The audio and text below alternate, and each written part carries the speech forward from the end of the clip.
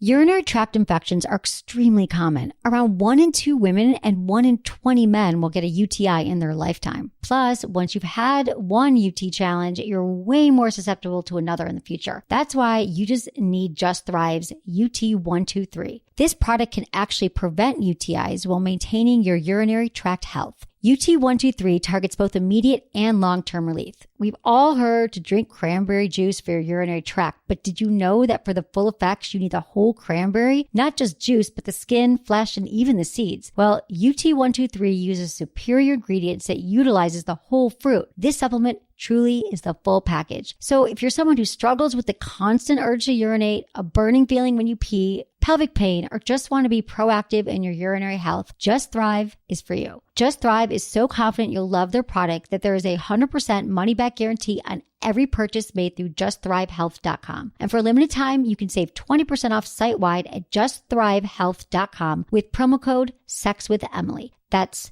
justthrivehealth.com and use code SEXWithEmily for 20% off your order. You're going to love it. Listen, alcohol is just out in 2024. There is a rising trend of going alcohol-free or being sober curious, and alcohol, the truth is, it's just bad for you and can famously impair your sex life. So if you're looking for another way to unwind, relax, or just have fun, I cannot recommend Via's THC gummies enough. Via has gummies for every occasion. Whether it's to improve your sleep, I love their sleep gummies. I take them everywhere. Your mood or your focus. They even have an aphrodisiac gummy called High Love to boost my arousal levels. High Love has a unique blend of cannabinoids and aphrodisiac exotic herbs that are known for their libido enhancing effects. So I've been using Via for a while now, and I absolutely love them. They're a super trusted company. They use premium hemp, natural ingredients, and they're known for their premium indoor THCA flower. All their products are made here in the US. They got quick and discreet shipping to all 50 states, so you can all enjoy them, not to worry. And also super affordable. So head over to viahemp.com and use code Emily at checkout to save 15% off your order. That's VIAHEMP.com. Use code Emily at checkout for 15% off your order and let me know what you think. Have you guys heard my news? I have a new sex gig. I'm not a porn star. It's better. I just launched my new premium skincare brand called Emily and Tony. These products are tried and true to help spice up your sex life, which is what I'm all about. I'm talking about massage oil candles that are 1 part candle, 1 part body oil, and check out these flavors. They come in delicious scents like creme de vanilla, cocoa, and fougere. And they're hydrating, and they leave your skin feeling super luxurious. We even have a product for the guys called Down Under Comfort that helps keep their balls smelling fresh and clean and dry all day, which is exactly what you want, right? So guys, if you take care of your balls, your partner will take care of you. So help us keep this podcast free. Use code Emily to get 20% off your first purchase at emilyandtony.com. Trust me, you'll love them, and you're welcome. Look into his eyes. They're the eyes of a man obsessed by sex. Eyes that mock our sacred institutions. Bedroom eyes, they call them in a bygone day. Hey, Emily, you got a boyfriend? Because my man E here, he just got his heart broken. He thinks you're kind of cute. A girl's got to have her standards. Oh, my. Do women know about shrinkage? Isn't it common knowledge? What do you mean, like laundry? It shrinks? Can we not talk about sex so much? Are you kidding me? Oh, my God, it feels so good. Being bad feels pretty good. But you know, Emily's not the kind of girl you just play with. You're listening to Sex with Emily. We're talking about sex, relationships, and everything in between. For more information, go to sexwithemily.com where you can listen to all of our podcasts. You can also go to iTunes. Just download them all. I've got hundreds of podcasts on iTunes. My website is Sex with Emily. I've got lots of information, informative blog posts and videos and so much that you can learn there. And I just want to thank everyone for listening. And I'm really excited for tonight's show because I have an amazing woman sitting here in the studio with me. Nina Hartley. Hello. Hello. Yay, I love the clapping. That's amazing. Nina is, if you don't know, which I can't imagine because everyone knows who Nina is, I feel, American pornographic actress, director, sex educator, feminist, author. You've been in how many films? About 900. 900 films. Ish. And you're still doing films. Oh, absolutely. And everything. You're activist. You've done so many things. And I'm so in awe of your career and all the amazing things you've done. And we're going to talk about sex tonight. I mean, Sex with Emily. Really? But if anyone, I almost feel like I should. I know. How about that? Isn't Isn't it awesome? I know. And we're going to get into the stuff, all the things that you've ever wanted to ask Nina. And I feel like so many of my listeners, they need tips. They need advice, like for keeping their relationships interesting and how to have a spicy sex life. And I love oral sex tips. I always ask my guests. And I feel like you would have really good oral sex tips for women and for men. So we're going to get into that, Nina. Sexy voice. And Anderson, are you paying attention? Are you Anderson? Are you there? So I'm here with Anderson as well. And he's making everything run smoothly. I make things sound good. You make things sound pretty. You're not just a pretty face yourself. Make you sound pretty, as does Nina, and I just make sure that the levels are good. That's all I do. But you're doing good. But I also wanted to talk to you, Anderson. Oh. So I have to tell you about Ting.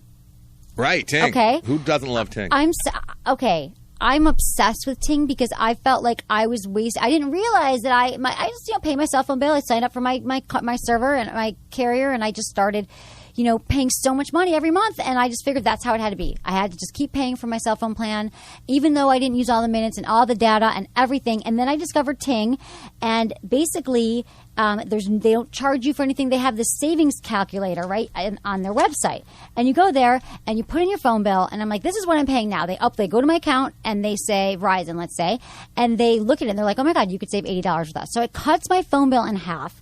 Unlimited devices on one plan. You get credits for unused service. They have no add-on charges. There's no weird things on your bill, and it cuts your prices. So it's amazing. So everyone, if you want to save money, because believe me, if you look at your bill, you are paying for things that you do not use and you do not need. So go to emily.ting.com to receive $25 off your first device purchase or $25 in service credit if you bring in your own device.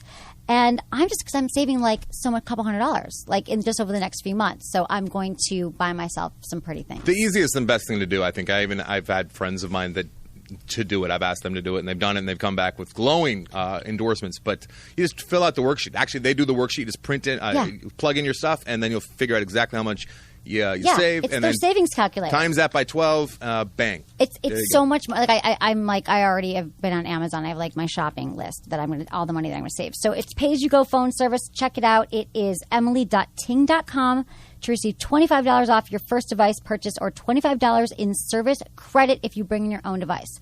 It's a great deal. So that's what I have to tell everyone about right now. Okay. So Nina, I don't even know. I was like, Nina, I think there's so many things that Nina can talk about. And so I feel like, tell me what you're up to now. So tell me what's going on in your life now that you're excited about. What are you working on? Nina.com, which is amazing. You have that URL. Right. Yeah. Nina.com is my website. Pay site, and it is XXX. I do need to. I've been doing this 32 years since I started dancing, and 30 years in porn, and I am now old enough to have children in their 30s. But as I tell the young people with whom I work, I'm old enough to be your mother, but I'm no one's mother, so it's not creepy. Right, exactly. So I have been putting more energy into branching out just in terms of talking and teaching because I've been a feminist my whole life. And so I remember the early days of the conversation about pornography and sex and sexuality and sexual expression from the 70s, and now I have 40 years perspective on how's that working for you. Right, exactly. So I'm the age of a lot of young people's parents, and so but I'm not a parent, so I'm not icky. Right. So I wanted to give back to the community. I want to talk to young adults about what I wish I'd known about sex when I was their age. So when you say young, you're talking about people in their 20s? I'm talking for me, 18 to 30. I'm 54. I could easily have a 30-year-old child without it being weird. Right. And if I'd had a child right out of high school, that person would be 30. Two of my favorite playmates were born the year I graduated high school, and they're 35. It blows my mind. But I see them as peers because they're adults. What do you mean your playmates? People that you play with, have sex with? Right. I am not a monogamous person, and I'm also queer, so I have a large circle of poly, bi, queer, non-monogamous, polymorphously perverse. Exactly. So I live a very sexually open lifestyle, and what people get confused about who are not wired this way is that they confuse open with anarchic, with no rules at all, and what it really is, it's a kind of sexual orientation that works best when you keep it within people of your like orientation. Right. So people with whom I play, and for me play is almost always some kind of sexual intention, if not actual genital contact, are people who share my sexual values, my sexual outlook, most of my overlaps sexual philosophy enough that we can cohabit the same space and share some kind of mutual good time. And I don't try to do that with people whose sexual values and boundaries don't mesh with mine. And the biggest thing I could tell anybody as a young adult is figure out what, and this is something you can do alone while reading. You don't even have to do it with anybody. It's just something inside yourself. What do I seem to be? I'm strongly pulled toward monogamy. I'm strongly pulled toward non-monogamy, but I feel guilty about it because of what I've been told. So am I really monogamous and wanting a fantastical dream, or am I actually a non-monogamous person burdened with guilt? So we have to investigate. Exactly. So, and on and on. So my playmates, and they're 35, and they're born the year I graduated high school. It's like, get the F out of Dodge. Right, oh, my exactly. God. But I feel more alive than ever. I wouldn't go back and be 35 again if you paid me, because at 35 I was entering the most unhappy period of my first marriage, where I was craziest and most absolutely.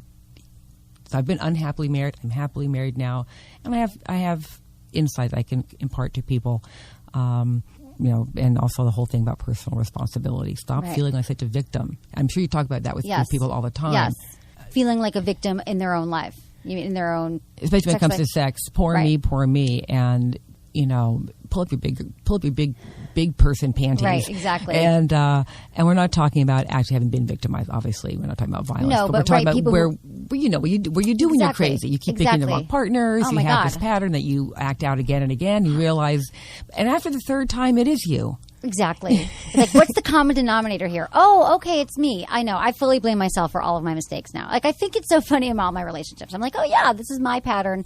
And people don't stop, they don't stop and look at themselves. But I think it's interesting. So have you always known that you were non-monogamous, or when you were in your marriage? Okay. If I'd had the words in high school, I would have recognized that I was as to quote Reed Mahalko, a poly-bi slut. But I love Reed. Reed San Francisco, right. We love you, Reed. Yes. We love you, Reed. Read about sex.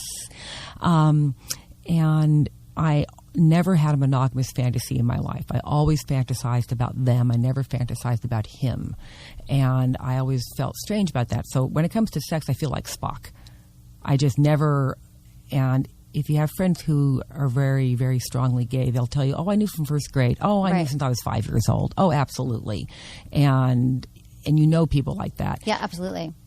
I am not. So my sexuality is as strong and inborn in me as their gayness. But because I didn't have language for it, I didn't know that it had to do with relational orientation. Right. Or because poly and monogamous is separate from gay or kinky or bisexual. And it says how do you want to run your romantic life? And I'm very happy. I need a wide variety of people with whom I can be sexual. And I have a husband, and people will say, Nina, why be married if you're not going to be monogamous? Right. And I say, well, my husband's my through partner. So all the sex I have is intentional. Right. We negotiate it. We are doing it deliberately. It's not because someone got drunk. So each time I'm with someone, that's a beautiful bead. Maybe this is a carved ivory bead, or this is a Murano glass bead, or this is a Hopi Indian bead. And I string all those beads on the through relationship I have with my husband, and for me, that balances out. Right. And does he see other people as well, or nothing seriously? I'm polyamorous. He's non-monogamous. Okay. but the orientations work well enough that we can make it work. My primary, when I got out of my first marriage, I knew that I would be single until I was dead and have cats and lovers before I would ever consent again to be with a possessive partner. I've been struggling with my guilt over wanting a non-possessive partner for so long. And I'm struggling over my guilt about desiring multiple people, because person A would get so hurt that I expressed an interest in person B because person A felt that my interest in person B therefore meant less for him or her. Right. Or you like B because you don't like me. You like B because I'm deficient. It's like, no, I like A and B. And there's enough for everyone, and right? As a poly person, A is A. Nothing else can be A, and nothing else can be you can't. They don't compete. Exactly. So if there's for example, another slender, attractive, accomplished, intelligent, young brunette woman over here who can rock the plaid pants, which I no longer bother trying to wear. And if there's someone who on the surface of it looked a lot like you, I would not be confused because you're you and she would be her. And so you vibrate this string in that harmonic resonance way, and she can't pluck your string. Right, exactly. Only people you get or jealous you. and they're possessive, and so I totally understand. Do you think that there's a lot of people, do you find, that would be non-monogamous or polyamorous if they could, but they don't even think that's an option because they have to be monogamous? Or do you think really, like, a lot of people are, still monogamous? I think a lot of people are suffering through monogamy. I think monogamy is an honest orientation. I think a solid 20% of people are truly monogamous. Right. One partner is all they want, and they're devoted their whole lives, and it's not a burden. And it really it's what they are. They want. They chose it. Right. They are it. Right. This is it. I met your mother when we were 15. I fell in love and never looked at another woman since. I've met enough couples like that to know that for some people is true. And then there is 20% of the people like me who are fully acclimated to a functioning, healthy, non-monogamous relational style and have a good partner and are okay with that. And the other 60% are struggling with some balance of it. So it's not that I think more people would be non-monogamous. I think more people could be more open and fluid than are now if it were considered a healthy option. Right now, monogamy is the only thing that's healthy and normal and mature and respectful. I would never put up with my partner. You let him do what? Right. You let her do what? It's like not letting. Right. So clearly, I can't be with someone like you. And I tried that. I tried very hard. I fail at monogamy. I completely I did too. I ended up being a cheater. Right. I ended up being a liar. I ended up withholding. It was it was crazy. So, but if what I really this is why I want to strangle them, people, and say, well, I want other partners, but I don't want my partner to have anybody else. It's like, then you are too immature for this. You don't get to have the cookie, because this is a two-way street. Exactly. Now, because in our culture, people get stunted emotionally at very young ages around sexuality and pleasure and what do I get to have in the world. And then they grow up to be big people and they interact with another adult person, and then a trigger gets pushed. All of a sudden, they're, again, a very young child, and they don't want to have to deal with their stuff. You have to do it first because I'm not going to. It's like, I thought I was dating a grown-up. Exactly. No, I understand. And I think a lot of people struggle with that. I myself, same thing. Monogamy it's never worked for me, really. It never. And I love hearing you say this because I still think I try to get into relationships where I am. Not that I haven't been in, but I used to be a cheater. I'm a reformed cheater because I don't really commit now. And if I do, I'm like, okay, this is more open. But it's something that I never wanted from a young age. I've never wanted to get married. And I kept thinking that. What's wrong with you for not wanting it? I'm like, well, one day I'll want to get married. Well, one day I'll want to have kids. It'll all happen. And I think it's so good. But no. At this point, it's just not going to happen. No. Probably. I kept waiting. I have relationships and it doesn't. Right. I kept waiting to want kids, and it never. The joke now is at the factory they forgot to wind my biological clock. Exactly. That's what I always say. I'm like, I don't have one. I love kids. Love them. But let's go back to your child. So you grew up in Berkeley, California, which I just moved to LA from San Francisco. So my heart is still in San Francisco. It'll always be so there, what was it Go like? Niners! Go Niners. Growing up in Berkeley then, what were your parents like? Were they? Oh, my parents are totally alt. My father was a blacklisted radio personality. So I grew up after he'd been blacklisted. He was one of the last people McCarthy got. And my mother, they had a pretty modern marriage, and my mother was going back to school to get her master's, and she had a job too. And so I grew up in a very avant-garde, female breadwinner, male homekeeper household 20 years before that was popular. So that was very difficult for everybody involved. I'm sure it must have been. So I was the youngest, and so I had a lot of time to myself to pursue my own interests. My parents were all of the 60s deeply into therapy. Girl, I can tell you everything. Right. You got and in 1969 they found Zen Buddhism and started studying that seriously. In 1973 they quit. My mother quit her job and became full-time students. And my mother is a senior priest at the Zen Center in San Francisco. Oh, she is? She still is? Yeah. Oh, wow. So they found I'm so grateful because being 1969. It could have been Est. It could have been Hare I was going to ask you if it was Est. It could have been Scientology. Thank God. Thank God it was Zen. No, that's what I was going to say to you. Thank God. So then your parents did that, and then Excuse me, I'm sorry, guys. What is Est? Oh, Earnhardt seminar training. If I don't know, other people No, I'm don't glad know. you're asking. It was this like hippie. It was the first cult of personality. I'm okay, you're an asshole.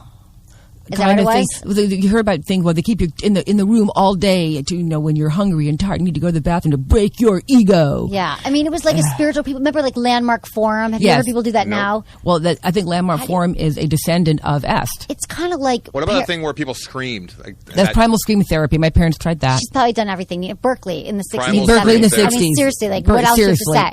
Apparently that Tears for Fears song, Shout, Let It All Out, was all about that. Oh, was it? Didn't know. Are you just saying that? Or? No, really true. You really do that? Well, it does work. So I was the what's aren't so important as, so yes, I was a lonely child. Yes, my parents feel very bad about that. Right. But the positive thing out of all of that is that they show by their example that their life has been upended by my father's blacklisting. The plan they have of themselves, 65 miles an hour into the brick wall. Right. And so they showed me that a person can cast about and find the best way to make an honorable and meaningful life for yourself according to your own needs. And for a proto-queer kid who didn't know that word yet, it was very, very liberating, because part of what they also looked at was sexuality. And then there was a feminist movement where I got some of the source material because of these brand new ideas.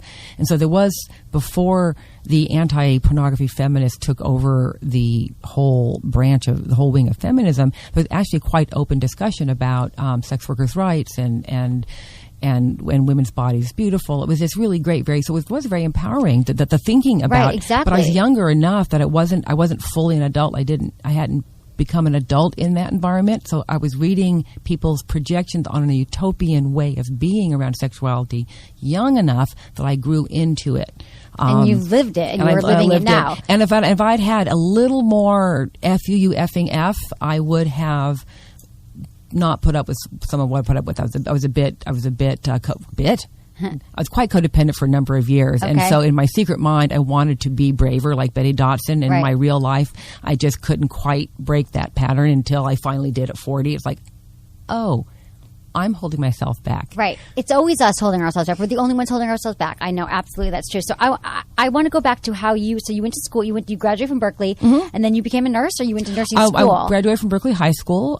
Which all my friends who went to Berkeley High School are like, they're the most interesting people. They're like some of my favorite people, and their the way they eat, the way they talk, their religion. I know, they're pretty cool people, yeah, and I'm friends with all the people. I was in the theater department, which was fabulous for me, and I saw my first. I discovered pornography when I was 14 and was reading the books by the bedside of this cool 70s swinging couple that I babysat for regularly, and they had a water bed, and it was 1973, 72, 3, and 4. So the height of it, I found The Joy of Sex and The Happy Hooker. Maybe want to be a prostitute that very day, and I still, it's like, oh my gosh, wouldn't that be great? Could have been a prostitute. I think that too. Sometimes. If it were legal business, and you're educated, so I know some of the anti-pornography screed is. What they don't like about porn is that it portrays women as whores by nature. Setting aside for the moment that the reason you watch porn is to watch people in sexual action as opposed to any other kind of movie. Right. I don't agree that. I agree with them that not all women, air quotes, are whores by nature, but she says, raising her hand, some are. Right, exactly. Some of us are suited for this job.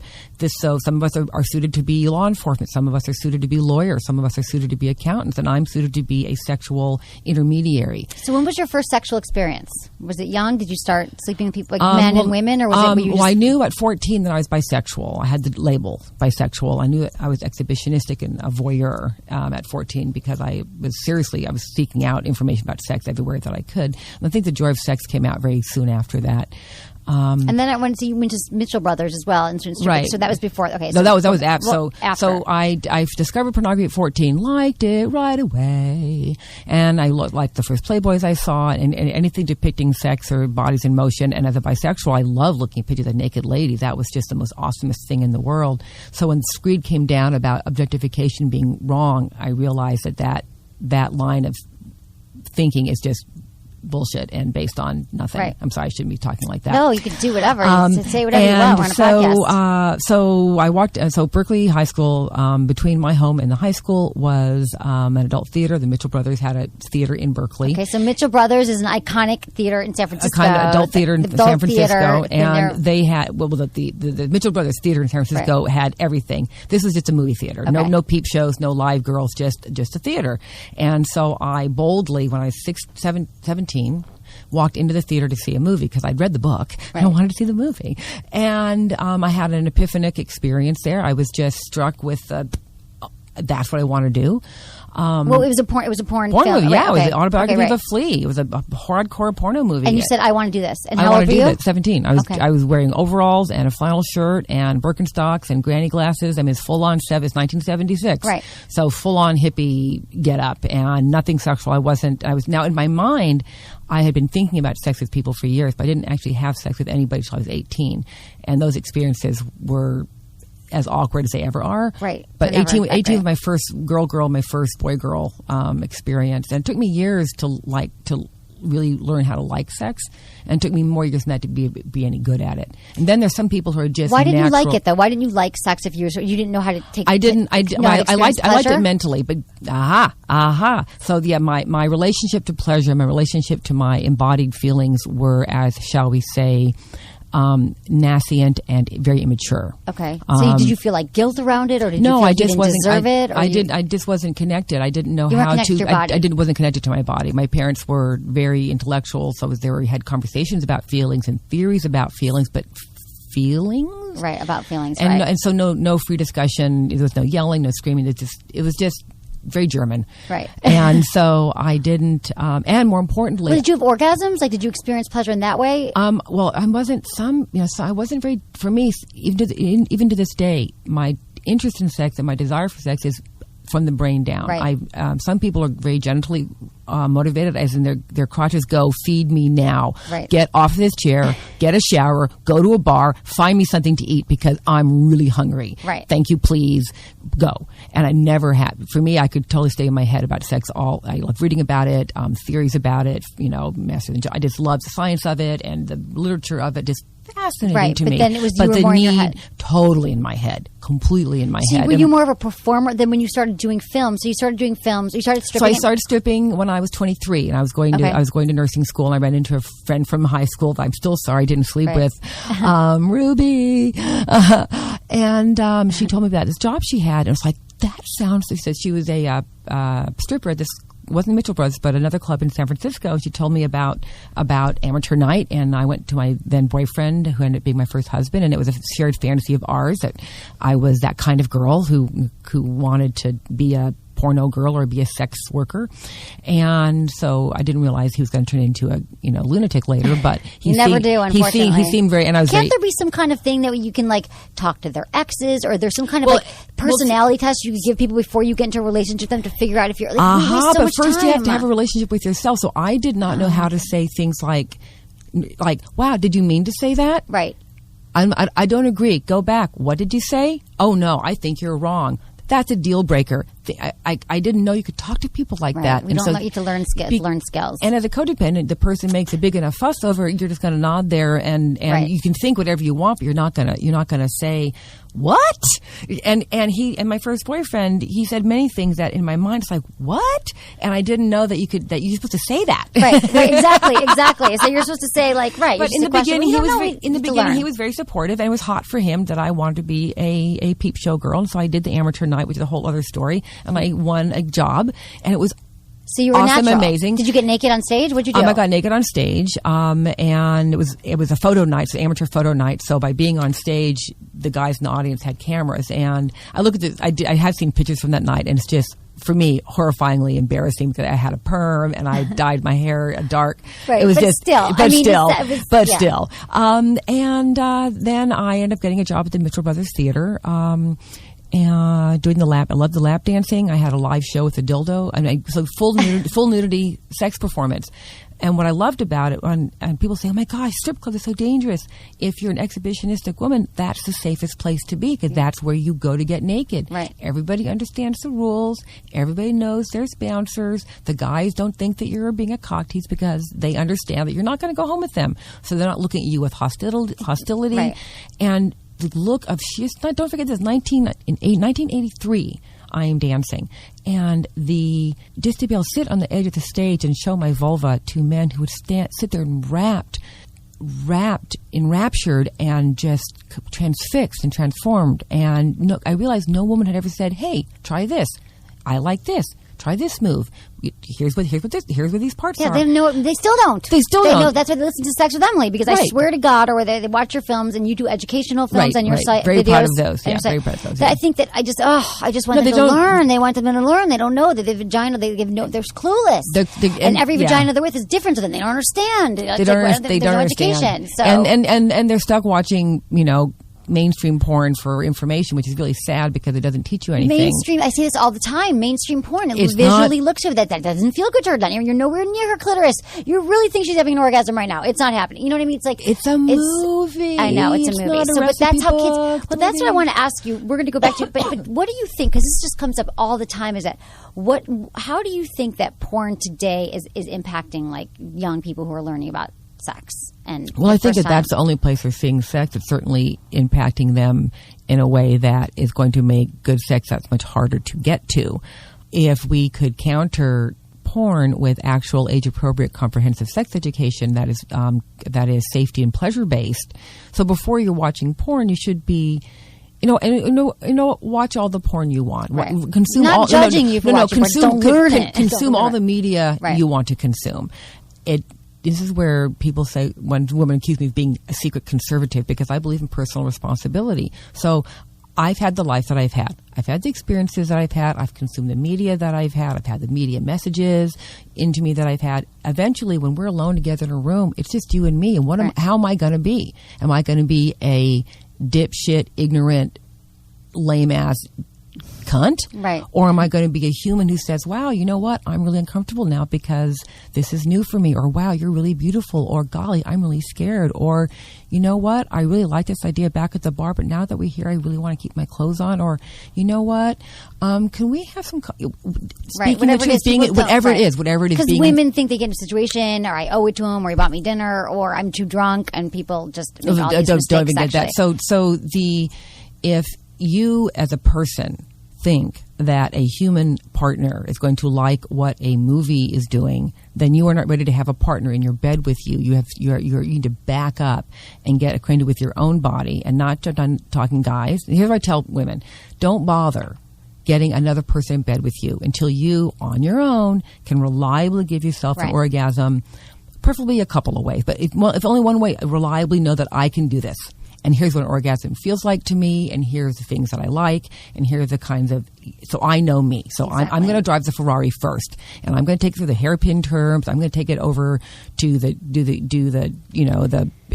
Right. So many women don't do that, and then they call up and they're like, my boyfriend didn't give me an orgasm. I'm like, well, it's not his job. Do you know how to have an orgasm? Have you spent time alone with yourself figuring out your own body? And it's not your job to give me pleasure. It's my job to know what pleasure feels like to me and communicate with you helpful hints. Exactly. To give you, go down, the left fork is a little better.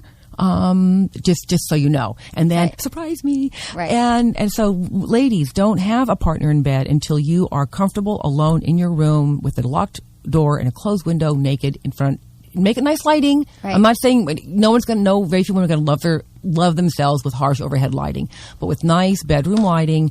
Do the therapy, the journaling, the masturbation, the naked dancing until you are okay. Until you love your body, you love yourself, and you know how to get yourself there. It's so true. Give yourself there, and then discover, okay, what kind of sexy clothes what kind of things do I have to wear to feel sexy? So if you need to wear a baby doll to cover your middle, or stockings to cover yourself, whatever, you find your own sexy space and own it and claim it and go, okay, fine, yay. So now you're at the starting line instead of being behind the starting line. Exactly. Now, guys, my advice to you is don't bother trying to get someone into bed with you until you can stay hard and happy for at least 20 minutes. Hard and happy. Not baseball stats, not granny panties, happy. Be your bad, sensual, voluptuous, as Chris Rock says, get a good jerk on. Right. And really learn how to stay pleasurably happy for at least 20 minutes. Bonus points if you do that jerking off with a condom, because, hey, it's going to feel different when with a condom. Triple bonus points for both genders if you learn to make friends with the back porch, which is strictly external anal play. Back porch, we're going to hang out in the back porch. Right. How do you anal sex, huge right now. I mean, I feel like in the last 10 years, I don't even feel like people talked about like when I was in high school ever. It didn't come up, didn't know it. No guy ever even ventured there. But now, and I do believe it's because of porn, that they think, that's what it's expected of me, men and women, right? I mean, well, certainly, and again, there is there's what we feel porn is quote unquote telling us, and then what I'm telling you right, is tell me. Is not that porn's bad. Again, I love. I'm just saying it's not that porn's bad, but comes up all the time. We don't learn to drive a car by watching Vin Diesel. We don't learn about spycraft by watching 007, and we don't learn about actual sex with a human person by watching porn. We may get a couple of cool ideas with a wrist flip or something, right. But in the end, ladies and gents, good sex is sex that pleases both people and makes them go, you know what? That was really great. I'd like to see you again. I feel good after it, not bad, not guilty, not shame-faced, not apologetic, not sorry for it. What about tips for people who have never had anal sex but they'd like to? And they like a lot of guys, they email, they're like, I want my partner to. And I'm like, have you ever tried it? Like, let's first talk about men and women. They've never had anal sex. How would you? First, the only people who should attempt anal pleasure are those who are sincerely interested in it for their own sake. So butts are like cats. They must be coaxed and seduced every time. Right. Start slow. Lots of lube. But you're weeks away. You just jump forward a month. We're talking about our mental state. So butts must be coaxed and seduced every time, and they're moody like cats. And they cannot lie. You cannot make your butt relax. You cannot make it want what it doesn't want. And butts also know that the butts know when what is touching them is paying attention or being a jerk, including ourselves. So if one wants to become one wants to investigate anal sex, first one needs to invest in a high water, high natural fiber diet to make things all regular. Right. Okay, if you have bowel issues or poop issues, diet. That's not going to be the thing for you yet. No, yet. Thank you for saying yet. Thank you for saying yet. So first, if we're interested in anal play, first I have to be interested in it for myself. I want it, not to please. You can't do it to please anybody. It has to be because it's pleasing to you. It's like, oh, hey, wait a minute, cool. Right. So there's that. Then you read up about it. You read about it, so you have some actual information. If you're a female, Tristan Taormino's book is excellent. And if you're a male, Jack Morin's book, Anal Pleasure and Health, is excellent. And just get acquainted with it and understand. Then you have to go through reacquainting. So much of the resistance to anal pleasure is cultural, that just getting to the point in your life where you can after a shower, everything's clean, right, and clean, to get to the point where you can touch the outside of your anus in a pleasurable way while touching the front of you and putting those two sensations together, that's 80% of the battle. And we're not even talking about anything just penetrative. Touching, right, we're exactly. just working on, because as we approach pleasure from our anuses, all the roadblocks that have been put up in front of us from our culture and our experiences, it's only for fags, but it's dirty, exit only. I'm always trying to get men on my show. I'm like, just try it. If you never, if you want to, and many gay men do not do anal intercourse, and many women, she says, raising her hand, are fiends for it. If you know how to make my butt happy, you can so. But how do you tell? Okay, so did you learn all this? Let's go to your porn career. So when did that start? Mr. Brothers, you're stripping. Right. I started my first movie in '84. But in terms of going back to anal sex, okay, I didn't. Yeah, let's do that too. I didn't really get really not adept at it and really learned to like it until I got with my now husband, and we followed Tristan Taormino's book, Ultimate Guide to Anal Sex for Women, and the anal training program, and the anal training program. Sign me up. Who wants to sign up for that? Right. The secret to learning how to be quote unquote good at anal sex or enjoy anal sex, anal pleasure, is besides my personal reorientation of my relationship to my butt. That's journaling and therapying and whatever else. So I get to the point, I get neutral. Okay. cool, I'm okay with this now. We can move forward with a partner. My job is to get okay with all of my parts. Right. Your job is to get okay with your parts. And we bring two people who are okay, maybe inexperienced, but okay with their parts, able to communicate and listen to messages from your body, and we have a dialogue. Right. So when I was learning how to do this, what we do even now, every time we make love, we do something with my butt. We always play with it with gloved fingers. I clean it out. And we always do some kind of anal attention and a nice comfy plug. Every fourth or fifth time, my butt goes, more please. And my husband goes, well, all righty then. And we progress to anal intercourse. But it's never, people think, oh my gosh, so good. We have to get his penis in my ass tonight. It's like, whoa, honey, pumpkin. That's when you get people going, well, we get drunk and see what happens. No, don't go get back. Drunk. Right, exactly. There's that. Like, I don't remember. I did have it once. I was really drunk. I only like it when I'm drunk. You can only... Nurse Nina says you can only have drunk anal sex with an ongoing anal sex partner, and it's something you plan to do. Right. I'm not saying that quote unquote drunk anal sex can't be fun, but unless you set the playground up in a safe way, you're going to end up with a nasty infection, an injury to your body. So many things can go wrong. So our butts are always there. Right. And so we can circle around the issue of our pleasure from it for as long as we need to. Eventually, with the right partner. And circle around your anus, too. Yes. And massaging the sphincter. And don't even go near. And people think, well, I'm just going to... Have you ever had this happen with a guy? He's petting your butt, and then he's starting to go...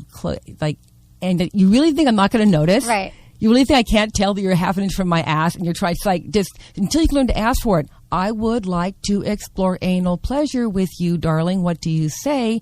It's not on the table. Right. You don't talk somebody into their butts. Right. Hey, but dude, can I talk you into your butt? No, exactly. Of course not. So one thing I don't like about movies is that they never show any of the, because it's a fantasy. Mm-hmm. They don't show the preparation. It appears to go from vaginal intercourse to, ooh, fuck my ass. Boom. They don't know the 24 hours preparation she did. They don't know the warm-up she did in the makeup chair. They don't know what she did off camera because we don't know. It's all been edited out for your viewing pleasure. Exactly. Because it's a fantasy. So in real life, your mileage may vary. And some days my butt really would like, my butt wants it and my mind wants it. My butt goes, no, actually you don't. Right. But I do. You have to listen to your butt. Listen to your entire body. It's so true. Oh my gosh. So, right? Yeah, right. The whole body. The whole body. The whole thing. You have to listen to. You have to be in touch. And you are very in touch now. So you've done all these films. So I did on Twitter. But I worked at it. Oh my God. It took me years. And then I meet these young women who are 18 years old, 19, and they've been digging intercourse for 3 or 4 years. About 20% of the women in porn, they liked intercourse the first time they did it. It was just like their bodies went. They really did. They really liked it. No, they said, yeah, this is the first time they had it was fun. It may not have been transportive. They may have gone to, but it was like, this is fun. And for me, it took years for me to go, this is fun. Right. Years. Even after you were doing movies and Even stuff? after I was doing movies. In my private, in my movies, movie sex was always fun for me because it's a performance. And yay, this is awesome. In my personal life, first I was not happily married. So that was a roadblock to having good sex in private. Was my primary relationship wasn't a healthy one. So there's that problem. Right. That is which led to the cheating thing. Right. The cheating thing. Yeah. Well, yeah. Yeah. I've done that too. So wait, so when you were doing porn, so did you, what did you learn then doing porn? What did you learn about your body when you were having, were you actually enjoying yourself? I mean, the secret, and this is being a feminist. My 2 rules was do not cut school to make porn. Because I started in 83, didn't graduate till 85. And if I don't do it at home for fun, I will not do it on camera for money. And that's the number 3 on the list of things I recommend to young women. If you don't do it at home for fun, don't bother doing it on camera for money because they don't pay you enough to not have a good time too. So whatever you see me do on camera, I do anyway. Right. And more. And there are plenty of things I do at home that I don't do on camera because A, that's personal, and B, they're never going to pay me enough to make it worth my while to do that on camera. Did you ever fall in love with anyone, or I had a couple mad set crushes that I did pursue sex with them off camera. One, I think over the 12 years he was in the business, we got together off camera maybe 3 times, and always super amazing hot. And one guy really wanted really badly, and his wife. No. It was clearly mutual love fest. It could have been my porno husband forever, but his real life wife was not okay with the emotional. She was barely okay with the sexual contact, but when it started getting emotional, because she was not emotionally non-monogamous. Right. She, for her, the fact that he and I had a little crush thing going, that was too scary for her. Even though I knew he wasn't going to leave her. Right. I didn't want him to leave her. But people get so jealous. So how was it dating men when they found out what you did and how you were and what you did? This is where I'm really weird, people ask me because that question all the time. I'm sure you get asked it times 20. I've never been single, so I went from I had my first relationship was a 3-way relationship with my husband and his girlfriend. My then husband and his girlfriend, and that was 20 years, and that's where I started porn. So we were swingers together. I did porn. I lived in a 3-way relationship. Then I had that affair thingy, and eventually left that marriage. I've always been very open about being in porn, so and I was single for all of like 5 months before I got serious with the person to whom I'm now married, with whom I had an affair. Right. Da. But now you can't even have affairs because you're in a place that's very open and honest. But also, I'm not. So I've never dated. I've never been quote unquote single. So if I'm ever without mate again, right? There's no dating. There's my circle of playmates, and some, like Reed hit the very special sweet spot in me, and I think he hits that in a lot of people. Mm-hmm. And I love that he is generous with that part of him. And I wouldn't. With someone like Reed, I'm not meant to be monogamous. And I think if I'm ever, quote unquote, single, as in I don't have to answer to anybody else but me, I don't, but then I mean a fucking Hartley. I mean, know, and so, and I've also now gotten enough of a skin that I just will not tolerate jealous behavior aimed in my direction. Right. And if you can't handle it, I don't care if you think I'm a bitch. You can go now. Just go. I think that's handle so it elsewhere. good because it's so and unhealthy. And I knew that in my head at 18, because that's what the literature said. Just be yourself. And I didn't know how to. Because you weren't like everyone else, so it's hard to be yourself. Yes. Oh my gosh. I get it. I mean, come on, I totally get it. I'm not like everyone else. How do I explain? I'm the only of my But you friends. look so normal, Emily. I know, that's the thing. I look so normal, but right. I think I'm normal. You're normal for you, but I'm normal for me. You look conventional. I look conventional, but I'm not. But thank you. Yes. But I think I'm. People always people always expect I've done all these things. Okay, maybe I've done some of those things, but not as much as you think, but probably more than the average person, but not. Right. But is it the fact that you're open to the idea that makes you that much different than most people? It's not about behavior, it's about your attitude. Yeah, I've always been so open, but also I grew up in Michigan. It was much more, just conservative. Yeah, I went to Michigan, University of Michigan. Okay, so my question for you, so I put this on Twitter today. You're better all the time. Oh my gosh. Thank God you're not a Spartan. No, thank God you're not a Spartan. I'm not a Spartan, no. Yay, go Wolverines. Yeah, love it. Go Wolverines. It's so true. Michigan's a good place to grow up, but it's very provincial. Yes. But I put on Twitter today, so I said, so I'm Sex with Emily on Twitter, and your Twitter is at Ninaland. At Ninaland. Ninaland. I like it. Sounds like a fun place. So some of my listeners, they had some questions for you. Oh, good. Yay. And so, here's the first one. Why she still does, I said, if you have a question for Nina, what do you want to ask her? Andrews G says, why she still does porn, and what's one of your top favorite scenes or experiences? Why do I do porn? Because I like having sex with people without having to date them. And I like having a platform to keep promoting my own sexual message and vision about sex. As a sex artist, porn is awesome. And the most memorable scene, man, I've had almost catch it on camera, because some of my most memorable things have been in Europe, live heterosexual sex performance in Europe, and there's no camera. Oh. In this country, my scene was Jiz Lee for Crash Pad series episode 100 was very memorable because Jiz is a hot genderqueer performer who is a female-bodied person but prefers the pronoun they. And that day they consented to be submissive to me. Wow, hot. It's hot. What happened? Give me one. Give me one snippet. Quick snippet. Fisting her front hole. Fisting their front hole. Sorry, Jiz. Right. Oh my God, fisting their front hole. You've been very good using the right pronouns. No, okay, so fisting their front. Okay, that's a good one. But strap-on intercourse was awesome. sounds great. Okay, so next one is from Tom Morris, 79. He says, compare how fun porn was in the 80s and 90s versus the past decade. In the 80s, it was very fun and innocent. It's a very small community, so you work with the same people over and over again. It was had not yet started trying to mainstream itself, so it was still very insular. It was a very little closed community, like a little country club. Mm-hmm. You work with the same talent all the time. You work with the same directors all the time. In the 90s was the big, ginormous expansion. The bubble started in the 90s when we started getting mainstreaming and getting into mom and pop video stores, and it was pre-digital. So these were the cassette tapes, and, right. and so there were brick and mortar stores everywhere, and so that was a circuit. Did people recognize you wherever you went all the time? Yeah, they did. Well, right. Especially when I was younger and I dressed in more body conscious fashion. Right. In my 30s, I got recognized a lot. And by the end of the 90s, the bubble and the beginning of the digital bubble and the remember the RAM discs and things. So that was the beginning of the push into digital adult, and the first people into there, of course, made a huge killing and retired like smart people. And then, honestly, since 2002, 2003, it's definitely been a downward spiral with the competition from digital and the piracy, right. and all the vast overproduction of subpar material all through the 90s and late right. 80s to the early 2000s.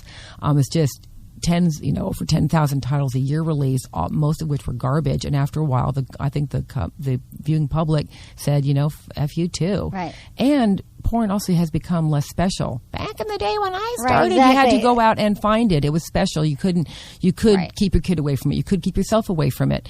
And now it's just so ubiquitous. I think it's losing some of its. I think some of the more extreme images are there trying to shock you, because back in the day, just seeing intercourse was shocking enough. Right, it was enough. That was just it. It was wow. And now it's like, wow, oh, God, I've seen that. Exactly. Everyone's seen everything now. Okay, so I have some questions for you, too, that I want you to... I talk about this a lot on my show, and what advice would you give to... You're with men and women. You're bisexual. So what would you give to straight girls who want to experience with other women and they haven't yet, but they kind of want to? Like, what advice would you give for them? Well, first, for laughs and giggles, you go to YouTube, you go to Garfunkel and Oates, The College Try. Okay. And just after you die laughing, first, make sure that you are sincerely interested in women as a sexual partner and not just doing it, again, as they say, for male attention, right, or like to be cool. At last call, make out with some chick so your boyfriend thinks you're... No, don't do that. If you're sincerely interested in sex with women, then you can seek out... my movie, for men or women, my educational tape, Nina Hartley's Guide for the Bi-Curious Woman. Oh, awesome. That's It's so really perfect. great, because the educational scene with the amazing Justine Jolie teach a lot about hand techniques. And the biggest thing, there's girl-girl sex on I want some porno, hand techniques and right then now. there's lesbian sex. And girl-girl sex is usually pretty silly and lame. And so Justine, she looks like a quote-unquote girl-girl player, but I taught her actual lesbian hand techniques, and so she's amazing to watch. If you like girl-girl... Tell me some hand techniques. First, tell us all. Okay, well, here's a good one. This is what we want. We want some nuts and bolts techniques, Nina Hartley. You're here, I need the friggin' tips. Well, the tip is to realize that a phallus is a phallus is a phallus, and a woman's phallus is maybe a half an inch long, and a guy's phallus is anywhere from 5 to 7 inches long. It's the same thing. Right. So, and also that the visible clit is only the phallus part of our sex organ. The woman's engorgement tissue, of course, is internal. And so women have as much internal clitoris as men have external corpus cavernosum. Right. So there's that internal, so it gets very puffy. So understanding that it looks like a little button, but it's actually a three-dimensional phallic object. Women experience top, edges, side. We have a frenum, we have a glans, we have the corona, we have a shaft. I mean, we have everything that a penis has. So I know, and we're just lucky if a guy can find it. But then we're like, oh my God, we got left quadrants, right quadrants. Thank you. Yeah. So when men realize that a clit is just a teensy tiny little short penis. And 8,000 nerve endings. Yay. Right. So what I would do, hand techniques. Hand techniques is you are behind her, or she's on her back. Our legs are open, you're going to run your hands up her thigh until they meet with her vulva in the middle, and you're going to press all the flesh together. And if you wiggle it up and down, so toward the ceiling and toward the bed in a horizontal, you'll feel, you'll look in between your fingers. You'll see. You can see Nina's doing these movements here. You'll see her clit glands pop back and forth between your hands. So that is a lovely warm feeling. You can reach Don't forward. go right for the clit. You're saying. No, Why do they go right for it? They're like, I think I found it. I'm going to go right there. I'm like, we don't even know what's we're not warmed up. We're not excited. Down. Settle down. It's not going anywhere. Guess what? It'll always be in the very same place. I think men are so excited that they're actually having sex, or they could, that they just go right for it, and we're not even registering that you're guys, even in the room yet.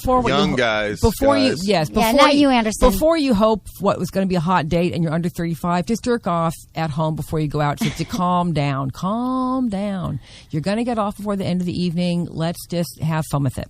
So there's the squishing of the vulva between your hands. And what that does, of course, it places your fingertips on her pubic bone and your thumbs near what is called the introitus, or the fourchette, or near the taint. So the bottom of her vulva toward her butt.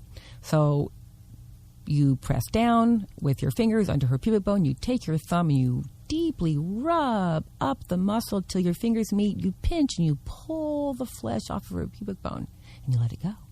And you dig your thumb just along the opening all the way up the pubic bone. You pinch and you pull off and you let it go. Do that, anywhere from 4 to 10 times, and she'll start to make fun noises. And if you look, when you're pinching and you're pulling her flesh towards you, you'll see her clit move in there, so you can go, wah, wah, wah, wah, wah, wah. I love this. This is so specific. Very specific. I was filming you right now. The longer you can stay away from entering the introitus, a.k.a. the hole, the better. More brownie points. So you take your thumb and you rub your thumb all around the muscle, and you'll feel it engorge. And in the beginning, unless she's been aroused for quite a while because you've been flirting all night and you've been dancing and she's already halfway there. I mean, when you go into the room and she's pulling off your clothes and saying, "Fuck me now, you beast," dude, grab the condom and go. Right. But if you're just likely not, if you've been grinding in the cab all the way home, right. If she's telling you, please do this, you don't listen to me. But if you're getting her in the mood, spend time learning vulva massage. I'm going to talk about in the Guide to by Curious Women.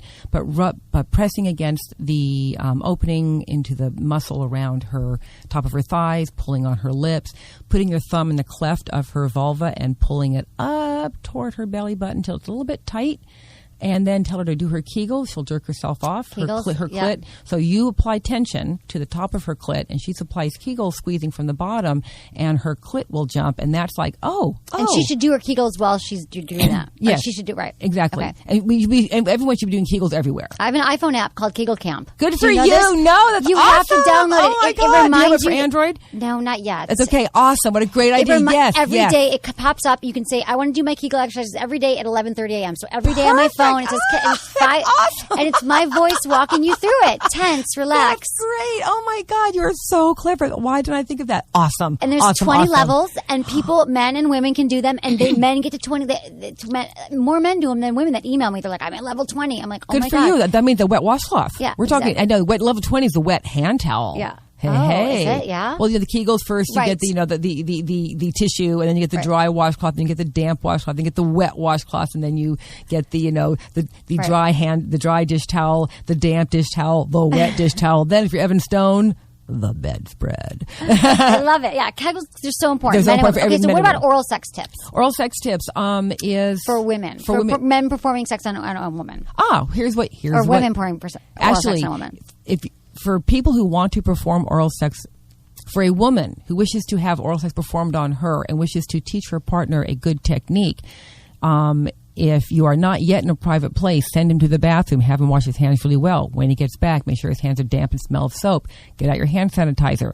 Do his hand again. Then you're going to, ladies, you're going to suck the web of his hand the way you like your vulva sucked. Oh, so show him. This is the best tip I've ever heard in my life. Okay. Suck the web of his hand the way you like your vulva sucked while looking him in the eye.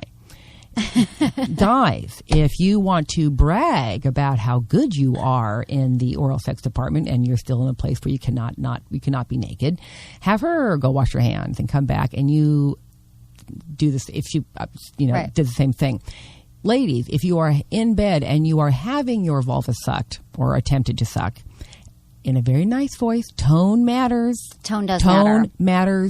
Tone really matters. And say, ooh, hey, give me your hand. And then you take his hand and you say, okay, I'm going to suck on that. You do just do to me what I'm doing to you. You'll have 100% better oral sex in 5 seconds. Right. Because it's different for every woman, too. So, guys, you can't even learn. You can't be like, do this, do that, because we're all so Generally different. speaking, if you suck on her vulva the way you like your not yet hard cock sucked, where she pulls, gets the gland smushed between her right, and pulls on it when it's getting hard, it's okay to let women suck on your cock before it's hard, guys. Yeah. The porn land, all that's a lot of guys like it when it gets hard in your mouth. It's awesome. And you'll never see in straight porn any soft dick sucking, because that's not the fantasy. Right. So, but it does exist in the world. That's all. So if you're getting your vulva eaten and you want to improve your partner's technique, suck on their hand and say, "Ooh, copy what I'm doing to you," and he'll be better right away. A really great way to get excellent. So ladies, get on your right or left hip, whichever feels better to you, and halfway on your hip. Lube up the sole of your foot with a nice silicone lube and get it so he can rub his crotch against your foot. So the first thing you have that, and while his mouth is on your vulva, that will leave that hand able to reach up to your mouth. And so you say to him, "Sweetheart, suck me the way I'm sucking you." That will automatically start him pumping his cock against your foot. It's a lovely, non-coital, no babies way to share lovely energy loop. That is a good loop. So he's performing on you, and he's still getting from your finger. And he's not humping the sheet, which can be rough. And also don't forget all those acupressure points in your foot. So and the foot is a very sexual item for a lot of people, and it just feels really good. Sometimes people just don't know that. They don't think sexually. And so I'm someone who always tries to have a decent pedicure. If I'm going to go to a place where I might be getting laid by strangers, because at home happens, right? At the home I wear high heels, so it's not at home. Sex is for me not a barefoot thing, but in other situations, I want the options. I always make sure I have a nice pedi. Right. As many as pedis often as you can afford them, at least every 3 weeks. If not, just learn how to do it at home, because you got to have nice. It's important. You got to have nice feet. Guys, pay attention, and women pay attention. Everyone pays attention, and we feel good about it. When I see guys getting a pedicure, I love that. It's like, because you know what ladies like. Right. A nice, well cared for foot. It's really awesome. It's true. Do it. So that's a nice loop. And sometimes, until I want to let a guy know, if I was dating, it's like, you are going to get off tonight. I'm not saying we're going to fuck, but you won't go home without an orgasm. Right, exactly. And so ladies, if you want to start feeling less victimized and more in control, before you're drunk, just say, "You know what, I think you're hot and cute. I would love to get to know you sexually, just so you know, until further notice, intercourse isn't on the table, but other ways of having orgasms are totally on the table, and let's go have dinner." Right. And so instead of him wondering, "Oh my God, will she, won't she, are we, aren't we?" Dinner can then be, okay, non-coital ways to share naked time. There's side-by-side masturbation, which is 100% safe. There is oral sex with the foot rubbing. Love mutual masturbation, because then you get to see what they do, what you do. It's like the best thing in the world. Do that first. And also, why would you want? So people find it easier to just go ahead and fuck, because I can lay on my back and I can leave my body, right, and the person can fall on top of me, and our bodies will do it, and we don't have to be here with each other. But mutual masturbation, or side-by-side masturbation, or facing masturbation, I have to be here. Right. That's so people say safe sex. It's safer sex. If it can be safe physically, then it's scary emotionally. Right. Because if I'm exposing myself to you, and we probably have to go now. Right. No, we're good. We're going to go in a minute, but I have to ask you a quick question. Yes. Sex toys. What's your favorite sex? Favorite sex toy? The plug-in magic wand with extension cord, at least a 6-footer. The nice, magic better. Wand. How about the new magic wand? Do you have the new one? I got a new one. It's fine. It just every woman needs to find the vibrator that works best for her. Right. And some lucky women don't need them at all. I know about 15% of women have such low orgasmic thresholds that vibrators are irrelevant to them. Right. Mika Tan, I love you and envious of you. And then the Enjoy Toys Pure Wand. Oh, I love the Pure Wand. Oh my God. It's the only deal. I can't even. I'm going to have to leave it. I wish I had it with me. And the 11. And the 11. What's the Do you have 11? the Android Toy 11? No, I just have one of the Android. They gave it to me and I met him at the... You need to get the 11. I don't know it. Okay, do I? Yeah, you do. You know what? I left the friggin' Enjoy at my ex-boyfriend's house. No, you did not. I did, and I want to get it back. So You totally I feel need like I have to. to see him and then say hi, and then when he's not looking, go into his drawer, because it's like I love it. Like And I you can autoclave it. You can sterilize it. I you never can, talk about the Enjoy on the show, Oh and I my should. God. You guys can get all this at goodvibes.com. Good How much Vibes. do we love Good Vibrations? They are the best. If I wasn't so exhibitionistic enough as to be a performer, or I wasn't pretty enough to be considered for porn, I would still be working at Good Vibrations. I love Good Vibes. So it's Yeah. goodvibes.com. Use coupon code Emily, and you get 15% Get off. out. Swear to God. Wow. Anything you want. Goodvibes.com. And if you're in San Francisco, Goodvibes.emily.com? no, just goodvibes.com, and then use use Emily coupon code Emily. Wow. And you get 15% off anything. Go there now. It's so good. It's the best place ever. I Best love it. place And ever. there's an Emily's Picks page. Go to my website, sexemily.com. I have all my favorite toys there. Oh, yay. Check it out. And I don't think the Android, maybe the Android is, but anyway, I should talk about it more, but it is amazing. And then I also want to say, what else do I have to say? I guess we are out of time. This is gonna have to come amazing. back. You're going to come back. You're going to come back on the show. I'm never coming back. Oh my God, come back. I'm This has been so insulted. fun. There's just so many other things to talk about. But I want to thank everyone for listening to Sex with Emily. Was it good for you? Email me feedback at sexwithemily.com. Oh, where's that way over? Sorry. Hey guys, can I ask you a question? How are your balls feeling right now? Are they super clean and dry? Does your partner complain or is not always willing to go downtown? If so, I've got something for you. I've just launched a new product called Down Under Comfort from my brand Emily & Tony. It's really unique. It's a cream to tapioca powder formula that is designed to keep men fresh and clean down under or wherever they need. And girls can use it too, under their breast, their lower back, anywhere they want to stay fresh. So help keep this podcast free and your balls dry. Use code Emily to get 20% off your first purchase. Check them out today at emilyandtony.com. Trust me, and you're welcome.